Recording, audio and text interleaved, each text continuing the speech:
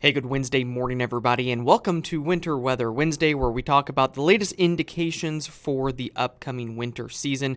Meteorologist Brett Waltz here with BAM Weather, and today going to specifically focus on some early winter indications and why we think there could be potentially a fast start to winter this year. We're going to go over the latest tropical forcing signals, what that is indicating, the polar vortex. We have some very intriguing model forecasts for early in the season, and then also an update with the current ocean temperatures. And that's actually where I'm going to start, because I want to give a broad picture of maybe long term what some of the recent trends would indicate for the longer term seasonal forecast, but then I'm going to focus more so on late November and into December and what the current setup is looking like. And so let's start here with the current ENSO observations, and right now we are down to almost minus 0.6 over the last 2 weeks average in terms of our ENSO state, which is a weak La Nina.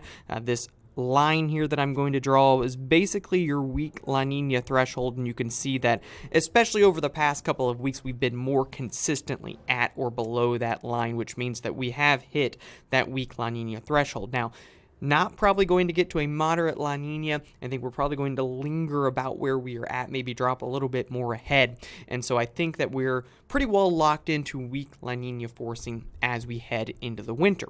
In terms of the rest of the globe, a couple of key trends that we are going to watch and keep a closer eye on. We'll talk more about it in our webinar next week. If you haven't signed up for that yet, bamwx.com/webinar, free to sign up there. But some trends that we will watch and we'll talk about more next week in the longer term, colder trends here south of Alaska. That can sometimes reinforce troughing and colder air near Alaska, which is traditionally a warmer risk for the United States. On the flip side, we've had warmer ocean trends in the North Atlantic, which can increase blocking signals, higher pressure here, and force colder air down into the U.S. So some conflicting signals there. And we will need to sort out what that combination could ultimately mean, again, in our full seasonal outlook. I think that these are, again, bigger drivers for the longer term, for the season as a whole. I don't think they're necessarily going to influence what is going to happen late November and into December. I think that will ultimately be determined by what's going on with our tropical forcing, or the MJO as we call it, and what is going on with the polar vortex, and let's get into it there.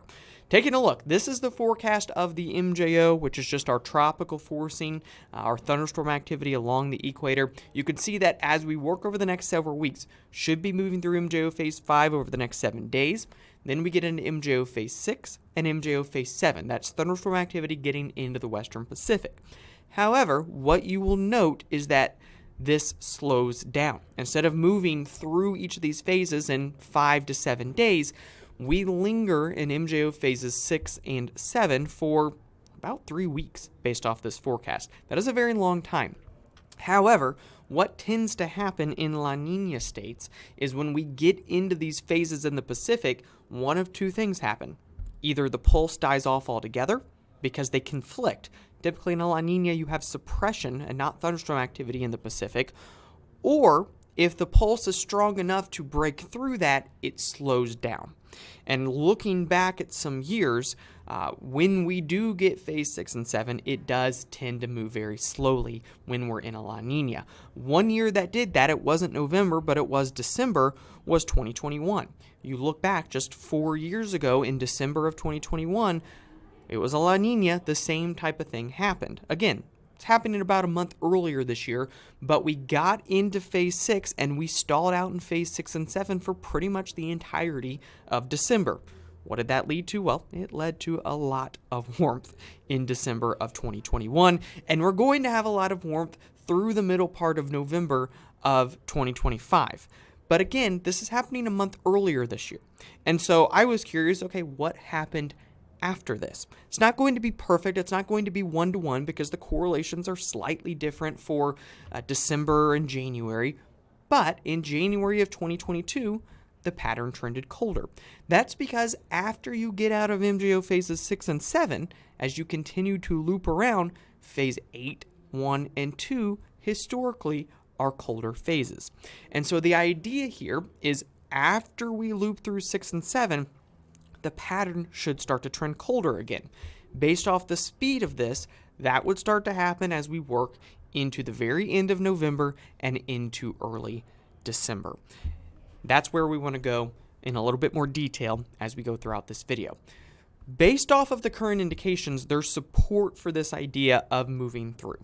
You know, we had some questions for a time. Were we going to stall in MJO phase 5? Was it going to loop around all the way around into the circle? Based off of the current setup, these green colors indicating upward motion and thunderstorm activity, there's no doubt this is moving. And we're going to be moving into MJO phases 6 and 7 as we work into the middle part of November. And if we take a look at the CFS after that, as we get into late November, you can see here upward motion being indicated east of 120 west. That's towards the Atlantic Ocean, towards the South American continent, and eventually Africa. That's MJO phases 8 and eventually into 1. And so we've got support right now that we can eventually get through 6 and 7 and get into these colder phases, which is going to open the door, in our opinion, for a colder start to December. So let's walk you through this transition. MJO phase 7 is kind of the transitional phase. This is the phase that will kick off the bigger change that will eventually bring in colder air down the road. We take a look at the EPS weekly. Even though it's slower with its MJO forecast, I would argue that its upper level pattern somewhere in the atmosphere there is seeing this transition. You take a look, MJO phase 7, it tends to support higher pressure and warmth in the eastern part of the country, but also that warmth slowly beginning to shift back to the north and to the west with time. Again, it's a transitional phase. And so probably out through the start of the last week of November, the warmer air is going to continue. But as we transition to phase 8, look at what starts to happen.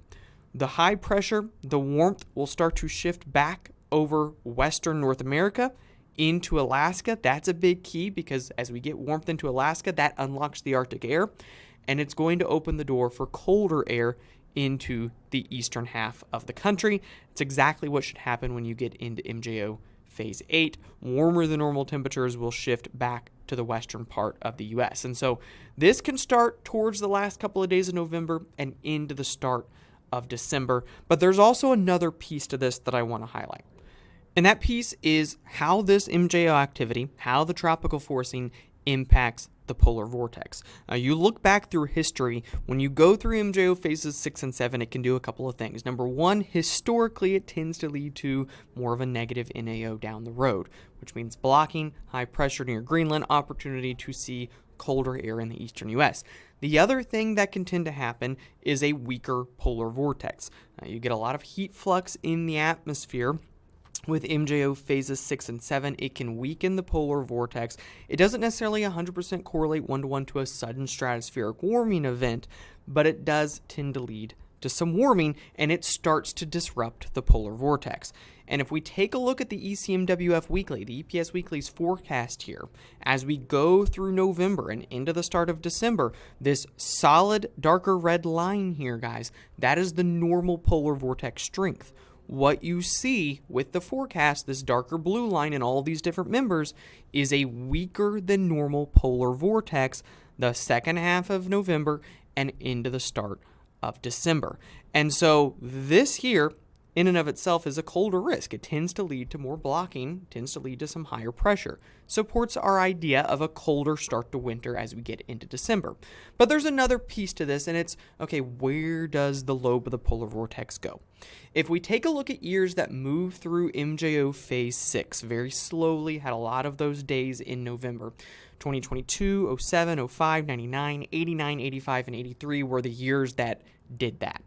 In November, the polar vortex, you start to disturb it, it starts to weaken, you get warming here over North America, it sends the colder air to the other side of the planet. However, as we evolve through time, as we roll things forward into December, these years tend to move the vortex back over towards North America. It puts the tropospheric polar vortex here over the Hudson Bay. We've talked a lot about that and some of those signals for this winter, which opens the door for a tap of cold Arctic air. This is a point in the column for a colder December risk, and especially the first half of the month. Taking a look here, just to further support this idea, On the left is what these years, or was what these years ended up doing in November in terms of the polar vortex. You can see warming over North America and Greenland, colder air over into Asia. You take a look at the forecast from the ECMWF late in November, it's exactly what it is doing. So we are already seeing some similarities to this progression, which again provides support for the idea that heading into December, both the tropical forcing and the polar vortex are going to be in favorable spots for colder shots of air for the central to eastern United States. I think based off those two things alone, there's certainly support for a big transition late November, early December to a colder than normal pattern. And I want to look at a couple of years more recent, 2007 and 2005, that did this. 2005, you can see into December, lingered colder air in the eastern part of the country. It's a pretty close match overall right now on multiple different things. It had a colder December. 2007 is another year. Now you will note some differences here. What happened in 2007 is we started the month quite cold. The eastern part of the country was quite cold to start out December. Mid to late month, it got warmer because the MJO eventually worked back into the warmer phases again. So that will need to be something we watch down the road for, towards the new year, the back half of December. But both of these years would support the colder risk, at least to start out the month of December. And so, I think right now the call is that winter could start out pretty robust, pretty quickly as we head into the start of December. Could be some decent cold shots early this year versus maybe some of the more recent years in recent history. In terms of our current December outlook, obviously we'll need to fine-tune the back half of December a little bit. We're still a month and a half away. But based off our current outlook, I just don't think that I would change this a whole lot. If you blended 05 and 07 together, which is our two closest years in the last 25 years or so, ignoring those that are even back a little bit further, the blend of those 2 years matches up pretty closely with our December outlook right now. I like where our much below normal temperatures are. That's exactly where the polar vortex should be setting up based off those analogs. I don't think that I would change this look right now. I think this is a good spot to be in. I think the risk is that our HGDs may need to climb a little bit more given the early month signals. We're at 815. Would not be shocked if we need to bump that up closer or even above the 30-year normal. Because if anything, I still think the risk would be a little bit cooler in the mid-Atlantic to the northeast part of the country. Guys, that is all that I have for today's update. Again, theme right now and signals right now favorable for colder trends into the start of December. We do have a lot of mild air before we get to that. It is going to be pretty warm for the middle part of November. Until then, guys, be sure to sign up for our winter webinar, bamwx.com/webinar, for our official December, January, February breakdown. We'll go into more details on energy demand, snow forecast totals as well in that next Wednesday at 11 a.m. Thanks, guys, and chat with you soon.